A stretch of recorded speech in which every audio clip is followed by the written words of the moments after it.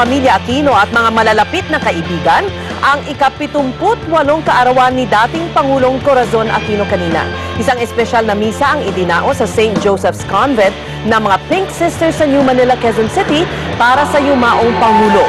Naroon si Pangulong Benigno Aquino kasama ang mga kapatid na sina Paul C. Viel at Pinky. Nagtipon-tipon din ang mga malalapit na kaibigan ni Cory sa Premier Guest House na nagsilbing tanggapan niya noong nanungkulan pa siya.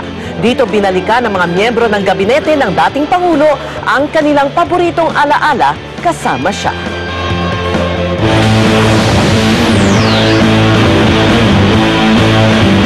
Iniheg na ang mga nominado para sa 83rd Academy Awards at nangunguna ang pelikulang The King's Speech na nakakuha ng 12 nominasyon.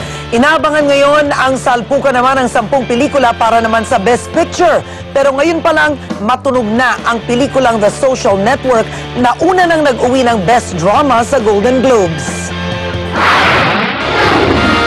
10 pelikulang maglalaban-laban para sa Best Picture.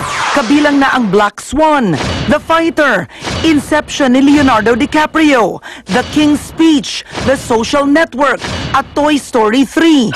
Maglalaban naman para sa Best Actor, sina Javier Bardem para sa pelikulang Beautiful, Jeff Bridges para sa True Grit, Jesse Eisenberg para sa The Social Network, Colin Firth para sa The King's Speech, at James Franco para sa 127 Hours. 5 rin ang nominado para sa Best Actress, sina Annette Bening para sa pelikulang The Kids Are All Right, Nicole Kidman para sa Rabbit Hole, Jennifer Lawrence para sa Winter's Bone, Natalie Portman para sa Black Swan, at Michelle Williams para sa pelikulang Blue Valentine. Ipapalabas ng live sa Velvet Channel at ABS-CBN Channel 2 ang 83rd Academy Awards sa February 28. Wow, sino tayo mo mananalo? Ikaw nag-report niya? Ako yung ano ko, ano ba, wala naman tong, baka Best Actress Natalie Portman. Well, kayo? Hindi ko alam.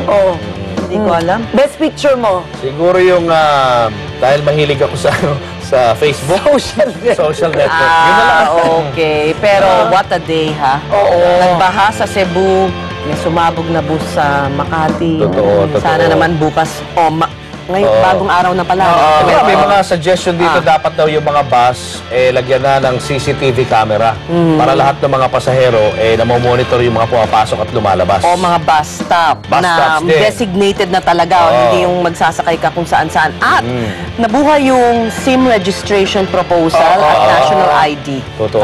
Tama. Para dapat lang talaga sa maging ibang bansa security kasi, conscious. pag bumibili ka ng prepaid SIM, rehistrado pangalan mo. Tama naman yun. Importante yung kaligtasan ng mga Pilipino. Tama. At nagdaan na naman po ang isang araw ng pagbabalita. Isang araw na bahagi na po ng ating kasaysayan. Sa ngalan ng bayan, sa ilalim ng nag-iisa nating bandila. Isang